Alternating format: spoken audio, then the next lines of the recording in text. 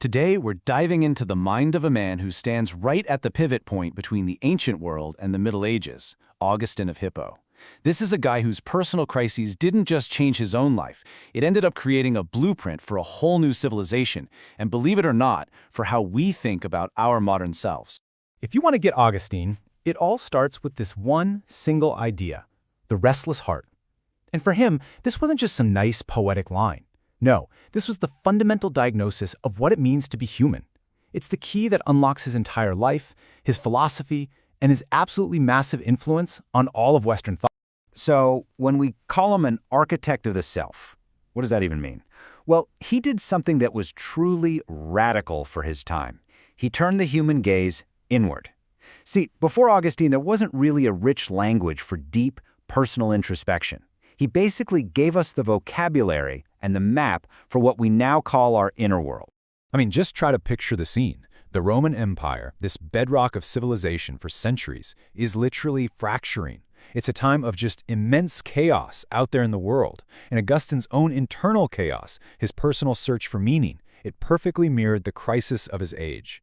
His solution for his own soul would eventually become a proposed solution for the entire world. So that journey of the restless heart started in a complete whirlwind of ambition and personal turmoil. Augustine had this brilliant mind, a skyrocketing career, but he was also just plagued by this profound emptiness, a restlessness that no amount of success in the world could seem to fill. His whole life was a kind of pilgrimage, both geographically and intellectually. From his birth in North Africa through his wild student days in Carthage, and all the way up the career ladder to the big leagues in Rome and Milan, he was always moving, always searching for some kind of answer that could satisfy both his incredible intellect and his very powerful desires. For almost a decade, he really thought he'd found his answer in a religion called Manichaeism. And you can see the appeal, right? It offered this very neat, rational explanation for evil. The idea was basically, hey, it's not your fault. Evil is this external, cosmic force of darkness. But in the end, that clean intellectual solution just felt hollow to him. It couldn't stand up to his own rigorous questions.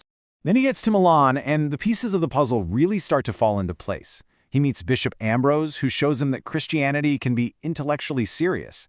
And he discovers Neoplatonism, which teaches him that evil isn't a thing at all, but just the absence of good. So, great, his intellectual problems were pretty much solved. But one huge problem remained. His will was still completely broken. And this brings us to the absolute climax of his personal story. All the philosophy in the world had convinced his mind, but it couldn't change his heart or break his bad habits.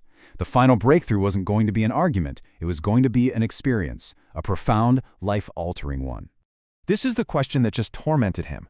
He knew exactly what he should do, but he felt totally powerless to do it. He describes his own will as being in chains, basically a slave to his old habits.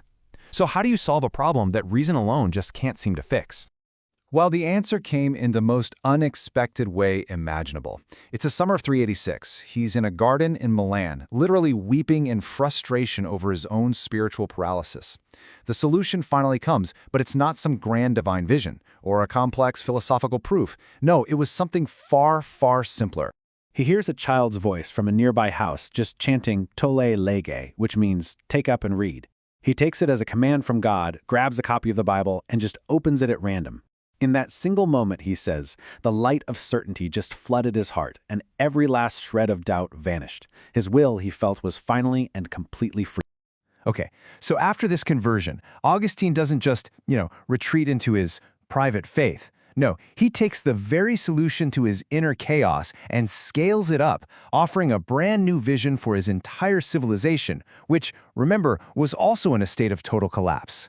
His major writings really form three giant pillars of thought. First, you have the Confessions, which maps the inner journey of the individual soul. Then there's On the Trinity, where he explores the nature of God by looking at the structure of our own minds. And then his masterpiece, The City of God, which completely reinterprets the entire sweep of human history. So the thing that sparked the City of God was this absolutely cataclysmic event, the sack of Rome in the year 410. Immediately, pagans started blaming the Christians, saying, "See, you angered the old gods, and now look what happened." Augustine's response was a massive, book-length takedown of that idea that totally reframed the meaning of history itself. This is his central idea in a nutshell. He argued that all of human history is basically the story of a struggle between two invisible cities. You've got the earthly city, which is driven by self-love and the desire for power, and then you have the heavenly city, driven by the love of God.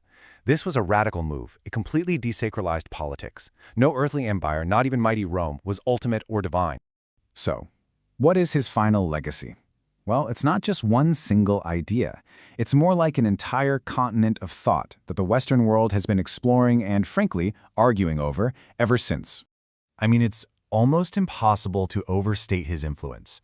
He laid the foundation for most of medieval theology. The Protestant reformers like Luther and Calvin saw themselves as just returning to his core ideas. Philosophers like Descartes were echoing his arguments about self-awareness. And his deep dive into memory and desire and the Confessions, that's a clear forerunner to modern psychology. His fingerprints are everywhere.